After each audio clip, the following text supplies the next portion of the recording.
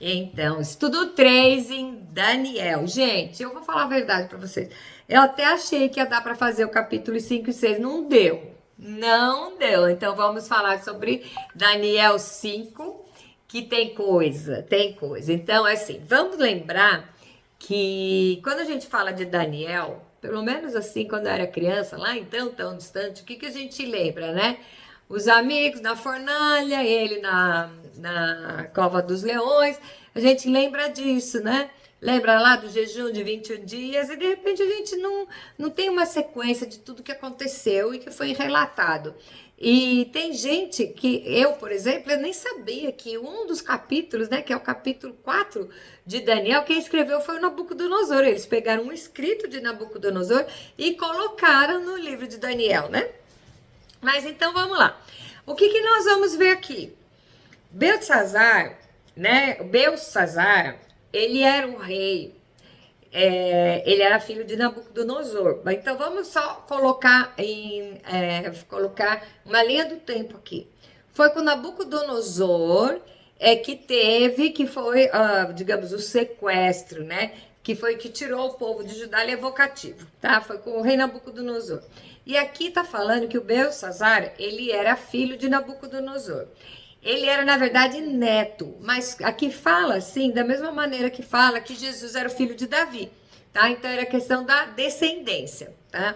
Então você vai dizer, mas Belsazar e Beltesazar, gente, os nomes daquela época tinham significados, então às vezes o significado era uma letrinha, uma vogal, normalmente era assim, sabe, um fonema que mudava de um nome para o outro. Então, uma coisinha que pusesse antes e pusesse depois, então isso aqui mudava os nomes, por isso que haviam muitos nomes parecidos. Então, aqui, quando você ouvir falar em Belsazar, não é o Daniel, é o rei, tá, da Babilônia. Então, nós vamos ver lá.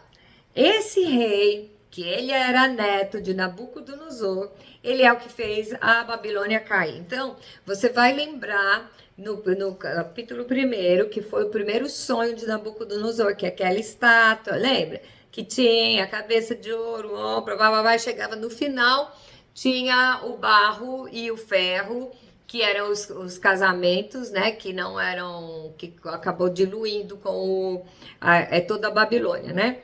E aí também é aqui que nós vamos ver que fala do último banquete. O último banquete nós vamos ver aqui no capítulo 5 de Daniel, que é quando começa a cair a Babilônia, certo? Então, o que nós vamos estudar agora?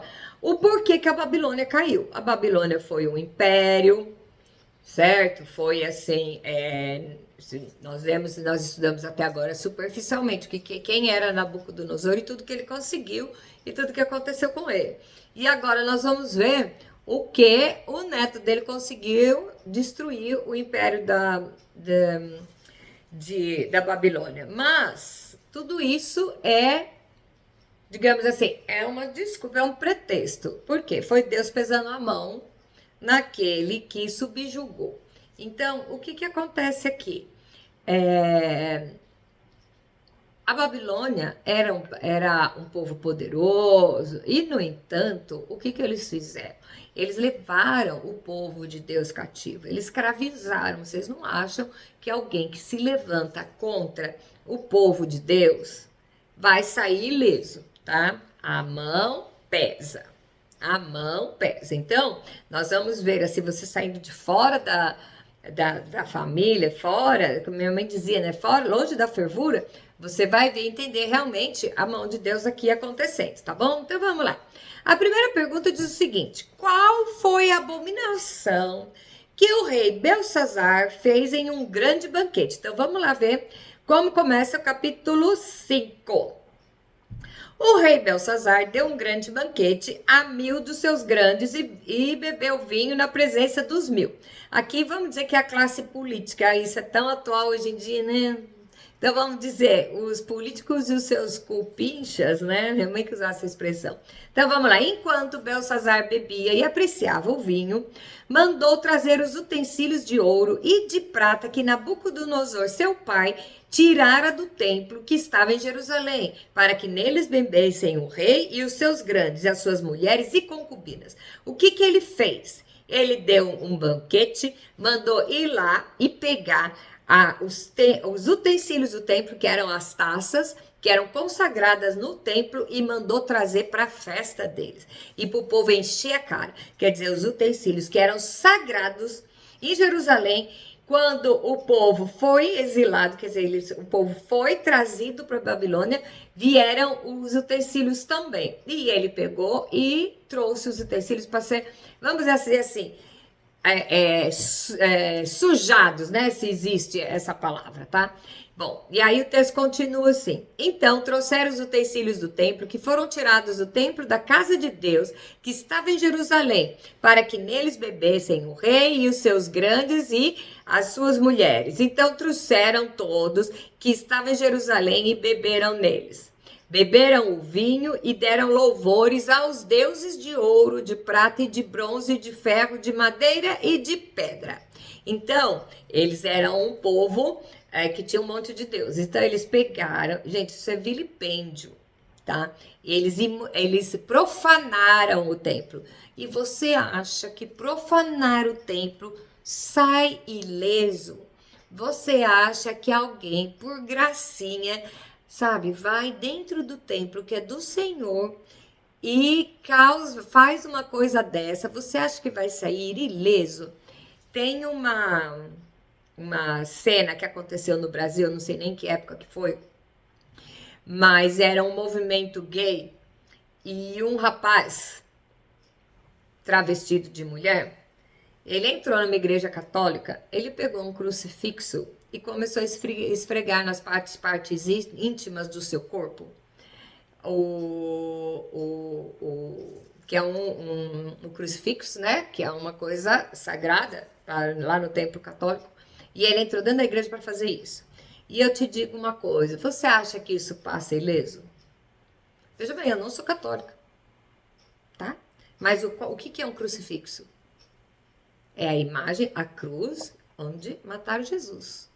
O cara vai e acha que pode fazer isso e sair batido. Eu nem sei o que aconteceu com esse cara, mas assim, se não aconteceu nada, ainda vai acontecer. E eu não tô desejando, não, porque é a lei natural das coisas. Tem coisa que você não brinca. Você não brinca. Então, o que aconteceu? A Babilônia era o ó. O tal do Belsazar fez isso e acabou ruindo com a Babilônia. E hoje em dia nós estamos vendo situações muito parecidas com isso. Não se assustem quando você vê o templo ser profanado e as coisas irem se desgastando, tá? Vamos ouvir. Eu digo que a Bíblia está mais atual que o Jornal Nacional, né? Pergunta 2. Então, estava lá no meio... mais de 1.000 dos grandes, vocês sabem que naquela época a mulher não era contada, então tinha mais de 1.000 homens líderes e mais as mulheres e concubinas e começaram a encher a cara, tudo usando os copos, as taças do templo. E aí aconteceu o quê? Que é a pergunta 2. No mesmo instante apareceram uns dedos de mão de homem e escreviam de fronte do candeeiro na caiadura da parede do palácio real, e o rei via os dedos que estavam escrevendo. O rei viu uma mão escrevendo na parede. Ah, parece que você já ouviu essa história, né? Então, o que aconteceu? O rei viu isso. Aqui não diz que os outros viram, tá? Foi o rei que viu. E o que ele fez? Então se mudou o semblante do rei e os seus pensamentos o turbaram. As juntas do seu lombo se relaxaram, os seus joelhos batiam um no outro. Gente, ele ficou apavorado, tá? O rei ordenou em voz alta que se introduzissem os encantadores, os caldeus, os feiticeiros, e falou o rei e disse aos sábios da Babilônia: qualquer que ler essa escritura e me declarar a sua interpretação será vestido de púrpura, trará uma cadeia de ouro no pescoço e será o terceiro no meu reino. Eu já vi essa história antes, e é verdade, esse bilhete. O que é que aconteceu com Nabucodonosor com os sonhos? Ele sonhou e chamou essa turminha aí. Não aconteceu nada, aí foi chamar Daniel, ok? E aí nós estamos vendo de novo isso aqui. Depois você vai ver que Daniel, ele estava ainda no palácio. Daniel já diz que ele foi, quando ele foi levado cativo, ele tinha média de 14 anos, né? Então acompanhou tudo isso aí, passou todo esse tempo e ele ainda estava ali no reino, tá? Então o que que aconteceu? Ele mandou chamar, o tal do Belsazar mandou chamar os adivinhos. Então entraram todos os sábios do rei, mas não puderam ler a escritura, nem fazer saber o rei a sua interpretação. Com isso se perturbou muito o rei Belsazar e mudou-se-lhe o semblante, e os seus grandes estavam sobressaltados. O que que aconteceu? Pânico! Pânico! Botaram fogo no parquinho. O que que aconteceu? Sistematicamente, ele teve a visão, ele estava profanando o templo, embora não estivesse no templo, ele estava profanando os utensílios do templo, tá? Ele viu, teve uma visão, ele não entendeu, ele chamou os sábios e eles não conseguiram traduzir. Então você veja que é uma coisa sistemática, ele cometeu o mesmo erro do seu pai, tá? E aí vem, pergunta 4, qual a razão pela qual a mãe dele recomendou Daniel? Olha só. A rainha mãe, por causa do que havia acontecido ao rei e aos seus grandes, entrou na casa do banquete e disse, imagina o desespero que estava, que a mulher ficou sabendo e entrou lá e disse, ó rei, vive eternamente.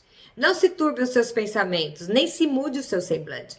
Há no teu reino um homem que tem o espírito dos deuses santos. Nos dias do seu pai se achou nele luz, inteligência e sabedoria, como a sabedoria dos deuses. Teu pai, o rei Nabucodonosor, sim, o teu pai, ó rei, o constituiu chefe dos magos, dos encantadores, dos caldeus e dos feiticeiros. Porquanto ele tinha um espírito excelente, conhecimento, inteligência, interpretação de sonhos, declaração de enigmas, soluções de casos difíceis, se acharam no tal do Daniel, tá? Que é aquele que o seu pai pôs o nome de Beltesazar.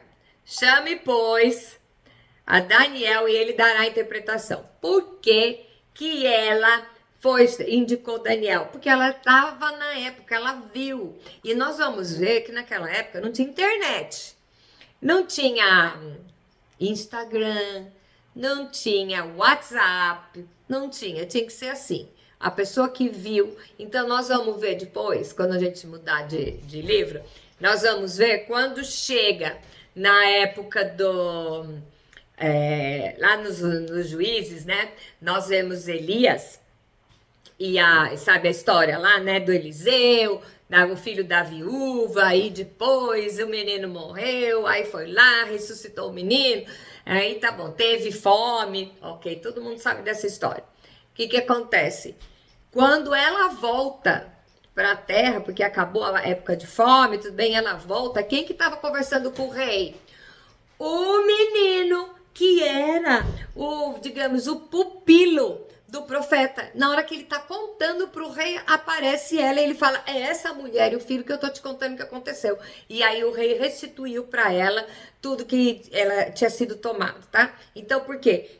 Teve um testemunho ocular. Então, aconteceu isso naquela época e aconteceu isso aqui e até hoje acontece. Muitas vezes você não sabe o porquê que pessoas que não tem nada a ver com a história, porém que já conviveram, que aparecem de novo para dizer, eu vi isso aconteceu. Então, a regra é a mesma. Ela apareceu porque ela sabia, ela tinha que estar lá. Nunca pense que você está num lugar por coincidência. Nunca pense que você ficou sabendo de uma coisa por coincidência. Nunca pense, porque você está no lugar correto, na época certa e normalmente é com algum propósito, tá bom? Então, vamos lá. Porquanto... Tá, aí então Daniel foi introduzido à presença do rei. Falou o rei e disse a Daniel, és tu aquele Daniel dos cativos de Judá, que o rei meu pai trouxe de Judá? tendo ouvido dizer a teu respeito que o Espírito dos deuses está em ti, e que em ti se acham luz, inteligência e excelente sabedoria. Acabam de se introduzir à minha presença os sábios e os encantadores, para lerem essa escritura e me fazerem saber a sua interpretação. Mas não puderam dar a interpretação dessas palavras. Eu, porém, tenho ouvido dizer de ti que podes dar interpretação e solucionar casos difíceis. Agora, se podes ler essa escritura e fazer-me saber a sua interpretação, serás vestido de púrpura, terás cadeia de ouro no pescoço e serás o terceiro no meu reino. Cadeia é corrente, tá? Corrente de ouro, tá bom. E aí, gente, o que ele tá falando? Você vai me responder? Eu vou te pagar com bens materiais, certo? E tudo bem que era o que o rei conseguia fazer, era o pagamento, não era nem suborno, tá? Era o pagamento. E olha a resposta legal de Daniel. Então, respondeu Daniel e disse na presença do rei: os teus presentes fiquem contigo e dá os teus prêmios a outro. Todavia, lerei ao rei a escritura e lhe farei saber a interpretação. Então, Daniel recusou os presentes. Pergunta 7. Qual o paralelo que Daniel faz entre o rei Belsazar e o seu pai Nabucodonosor? Agora, o Daniel, vamos dizer assim, catou a cinta e começa a dar chibotada no Belsazar. Olha o que ele fala. Ó rei, Deus, o Altíssimo, deu a Nabucodonosor, teu pai, o reino, grandeza, glória e majestade. Por causa da grandeza que lhe deu, povos, nações e homens de todas as línguas tremiam e temiam diante dele. Ele matava quem queria e a quem queria deixava com vida. A quem queria exaltava e a quem queria abatia. Quando, porém, o seu coração se elevou e o seu espírito se tornou soberbo e arrogante, ele foi derribado do seu trono real e passou dele a sua glória. Ele foi expulso dentre os filhos dos homens, o seu coração foi feito semelhante ao dos animais, e a sua morada foi com os jumentos monteses, e deram-lhe a comer erva como os bois, e do orvalho do céu foi molhado o seu corpo, até que conheceu Deus, o Altíssimo, até que reconheceu que Deus Altíssimo tem domínio sobre o reino dos homens e a quem quer constituir sobre ele. Tu, Belsazar, que és o seu filho, não humilhaste o teu coração, ainda que sabias de tudo isso, e te levantaste contra o Senhor do céu, pois foram trazidos os utensílios da casa dele perante ti, e tu, os teus grandes e as tuas mulheres e as tuas concubinas, bebeste vinho neles. Além disso, deste louvores aos deuses de prata, de ouro, de bronze, de ferro, de madeira e de pedra, que não veem, não ouvem, nem sabem, mas Deus, em cuja mão está a tua vida e todos os teus caminhos, a ele não glorificaste. Então, ele já está colocando aqui, traduzindo.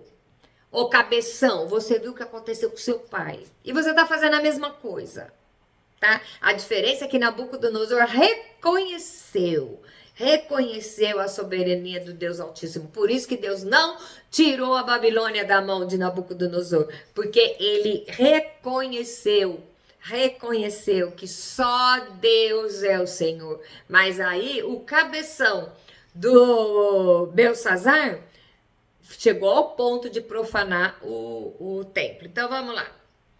Agora, vamos ver o que era a escrita. A escrita foi escrito em aramaico, tá? Então, qual era o significado? Bom, então, da parte dele foi enviada aquela mão que traçou esta escritura. Esta, pois, é a escritura que se traçou. Mene, Mene, Tekel e Parsi. Essa é a interpretação daquilo. Mene, contou Deus o teu reino e deu cabo dele. Tekel, pesado fosse na balança e achado em falta. Pérez, dividido foi o teu reino e dado aos medos e aos persas. Então, na verdade, o que a mão estava escrevendo era o seguinte: contou Deus o teu reino e deu o cabo dele. Pesado fosse na balança e achado em falta e dividido foi o teu reino e dado por os medos e pelos persas. Quer dizer, Deus sempre dá uma sentença, ele avisa antes, tá? Gente, é impressionante estudar os livros dos profetas. Nós vimos isso nos profetas menores, nós estamos vendo agora em Daniel. Todas as vezes que Deus vai corrigir o povo, corrigir alguém, ele avisa antes. Ele dá uma chance para você reconhecer, para você se arrepender. Ele dá uma chance. Então, o que aconteceu? Já na hora que eles trouxeram os utensílios de ouro do templo e profanaram, Deus fez uma mão escrever na parede e avisou o que ia acontecer. Já pensou se o rei pega nessa hora, cai a ficha dele e, sabe, pede perdão, se arrepende e tenta restaurar? Deus sempre dá uma oportunidade e as pessoas não aceitam essa oportunidade, não entendem, né? Eu acho que não acreditam. Gente, na boa, eu acho que tem gente. Vamos agora tirar lá do Daniel e trazer para os nossos tempos de hoje, dentro das igrejas. Tem gente que abusa tanto que eu acho que não acredita em Deus, que faz cada coisa que eu acho que não tem o temor do Senhor, porque não tanta cara de pau que as pessoas abusam, brincam com o nome do Senhor, acha que Deus não vai pegar e sair do céu e vir pessoalmente falar com você, então pega e faz. Eu conheço um cara, gente, eu já falei isso, eu fico tão incomodada cada vez que ele falava, juro pelos olhos do meu filho. Gente, o que é isso? Primeiro que Jesus mandou não jurar, já começa por aí. Segundo, é muito pesado isso. Você não pode jurar. E se jura, não é nem pelos seus olhos, pelo olho do seu filho, né? Então tem gente que brinca com Deus, porque não acredita, faz cada palhaçada. Você vê umas igrejas, as pessoas fazendo cada palhaçada dentro da igreja, não acredita que Deus, ele é amor, mas Deus é fogo consumidor, de Deus não se zomba. De Deus não se zomba. E nós vemos isso hoje, não vemos isso só lá na Babilônia, nós vemos hoje. E não é nos prostíbulos, nos botecos. A gente vê essas coisas, essas aberrações dentro das igrejas. E isso incomoda, porque parece que não cai a ficha. Mas Deus, por amor, ele continua avisando, tá? Então vamos lá, voltando lá para o Daniel. Pergunta 9, o que passou com Belsazar? Bom, então, mandou Belsazar que vestissem Daniel de púrpura e lhe pusessem a cadeia de ouro no pescoço e proclamarem que passaria a ser o terceiro no governo do seu reino. Mas naquela mesma noite foi morto Belsazar, o rei dos caldeus. Tá? Naquela noite. E aí vamos colocar em ordem. A pergunta 10 é o quê? Coloque em ordem os reis da Babilônia até o capítulo 5. Então diz aí, né? E Dario, o Medo, com cerca de 62 anos, se apoderou do reino. Então, foi aí que passou para o rei Dario. E o muito legal da Bíblia é que você faz comparação com a história, tá? É diferente. Tem umas igrejas aí que tem uma igreja que nem é igreja, né? Religião, é seita. Que tem um deles que escreveu um livro, assim, diferente, que diz que resume a Bíblia. E lá os nomes são diferentes, os lugares são diferentes, nada é comprovado historicamente nem geograficamente, tá? E no entanto a nossa Bíblia ela é. Então se você for marcar o tempo, as genealogias são descritas exatamente para marcar o tempo e a história também. Então se você procurar em qualquer livro de história, você vai ver que o reino da Babilônia começou a se dividir aí. E você vê na história, você não vai dizer pelo que foi, o que aconteceu. Ah, porque aí o Dario entrou lá, já tinha 62 anos, ele foi e conquistou a Babilônia. Ó, que bom, mas aí você vai lá na Bíblia e você vai saber por quê. Por que Belsazar perdeu o reino? Porque profanou o templo. Olha como é pesado isso. E profanar o templo, se você for olhar lá, vamos lá para o Apocalipse. Vamos lá, Apocalipse. O que está dizendo lá, gente? Vamos fazer um paralelo aqui. No Apocalipse diz o seguinte: o anticristo vai se levantar e ele vai reinar por 7 anos. E o anticristo vai enganar até os judeus. Os judeus vão pensar que ele é o Messias, certo? E aí os judeus vão fazer a campanha, vai o falso profeta, vai todo mundo fazer a campanha do anticristo. E o anticristo vai reinar com o nome da paz, tudo bem, meus amigos, ó, não vai ser um religioso, tá? O religioso é o falso profeta, mas o anticristo vai ser um político, que ele vai vir em nome da paz e ele vai reinar por 3 anos e meio. Só que o que vai acontecer depois de 3 anos e meio? Ele vai profanar o templo judeu. Aí é que a judeusada vai descobrir que ele não é o Messias. E aí vai começar a perseguição. Então, no Apocalipse, você vê o reinado do anticristo, 3 anos e meio, que é de paz, porque ele vai estar todo mundo gostando dele, ó, o bonzinho, e aí ele vai se revelar profanando o templo. E aí os judeus vão perceber que não é. E aí vai ser a perseguição, tá? Então, isso nós vemos lá. Nós vemos antes, se você for olhar lá no final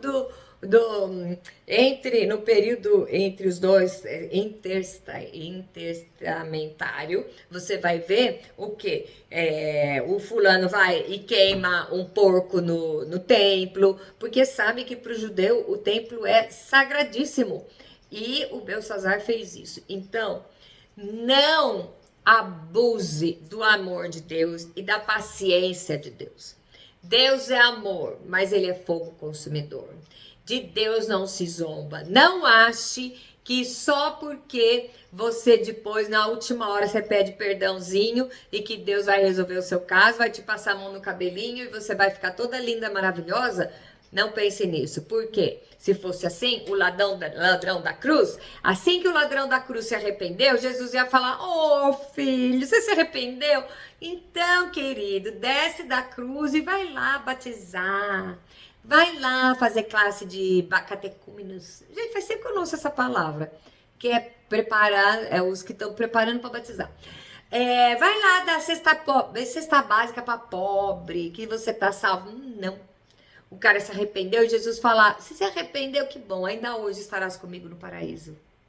Então, de Deus não se zomba. Deus é amor, mas Deus é justo. Ele é tão justo que ele permite que você colha o que você plantou. Agora, você quer plantar porcaria a sua vida inteira e você quer colher coisas boas? Quer ver um exemplo simples aí? Você fuma a vida inteira, tá? Aí você se converte, me converti, ok. Aí você tem um câncer de pulmão, aí você fala que Deus se ausentou de você porque você tem um câncer de pulmão. Não, gente, você que acabou com seu pulmão a vida inteira. Ele pode fazer? Ele pode, mas ele vai? Talvez não. Você pulou do prédio, se arrependeu na caída, ele pode mandar os anjos irem te pegar? Pode, mas ele vai? Não. Você desafiou uma lei.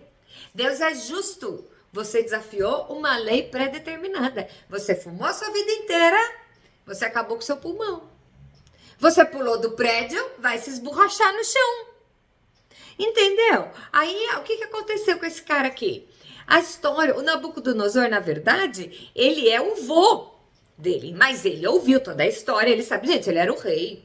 Ele sabia o que tinha acontecido, como que foi, ele tinha ouvido todas essas histórias. A mãe dele sabia. Se não bastasse a mãe dele, vamos supor que a mãe dele nunca tivesse contado, chegou e contou a hora. O que ele fez? Chama aí, só para eu saber o que é. A atitude que ele fez foi encher Daniel de roupa e ouro, que ele nem estava aí. Aqui não fala que ele se arrependeu. Aqui não fala que ele se prostrou, né? Não fala nada que ele se arrependeu, não fala nada. Que fala só que ele encheu o Daniel do que ele tinha prometido, lá mesmo que Daniel não quisesse. E a Babilônia acabou nas suas mãos. Então, o que a gente tem que pensar hoje? Para pensar, nós temos para pensar essa semana 2 coisinhas. Parece pouca, mas Deus não negocia a profanação do que é santo. O que no seu dia a dia você está profanando?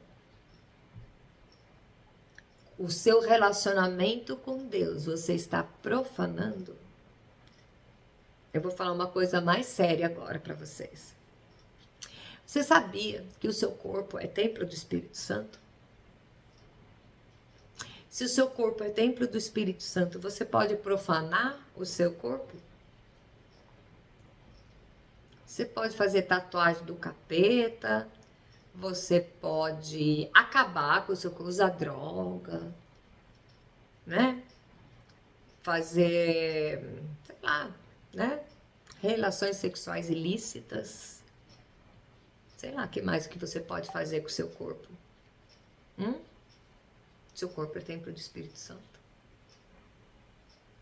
Deus não negocia a profanação do que é santo. Ah, mas eu não sou santa. Não, você é santificado pelo sangue de Cristo. Aonde você vai, o que você come, o que você bebe, com quem você está, o que você veste, está sendo uma honra para o Senhor que é santo, ou você está profanando? A segunda coisa, o que é santo ou santificado que eu estou profanando no meu dia a dia? A sua casa, a sua família, seu momento de oração. O que é da sua vida que você está profanando? Então, nós temos duas perguntas aqui para trazer para a nossa vida hoje. Belsazar acabou com a Babilônia. Acabou. Por quê? Porque ele profanou o que é santo. Então, eu acho que assim, essa pergunta do que você está profanando, o seu corpo é templo do Espírito Santo, você não é dono do seu corpo. Você não tem direito de acabar com o seu corpo, nem de, sabe, cometer qualquer imundícia contra o seu corpo. Não preciso nem entrar em detalhes, porque cada um está pensando, aí já está sabendo, cada um está pensando no que é que faz. E o grande barato de estudar a Bíblia, que é a palavra viva e eficaz, eu estou pensando numa coisa que é para mim, você está pensando numa coisa que é para você. Eu acredito que a palavra de Deus é viva e eficaz, porque ela está mostrando agora, nesse momento, para mim e para cada uma de vocês. Está mostrando o que é que você está profanando e que Deus está te mostrando. Você vai agir como hoje? Como Nabucodonosor ou como Belsazar? Como aquele que no final das contas acabou reconhecendo o poder de Deus, ou com aquele que acabou com a Babilônia? E assim a gente para por hoje e vamos ver o Daniel na Cova dos Leões semana que vem. Um beijo grande para vocês, mas fica pensando, o que é que eu estou profanando hoje? Amém? Beijo grande para vocês e até!